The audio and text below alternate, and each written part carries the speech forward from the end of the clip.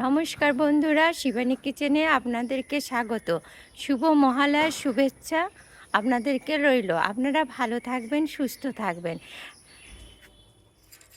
সকালবেলা ঝাড়গ্রামের অবস্থা কীরকম আমি দেখাচ্ছি। দেখুন,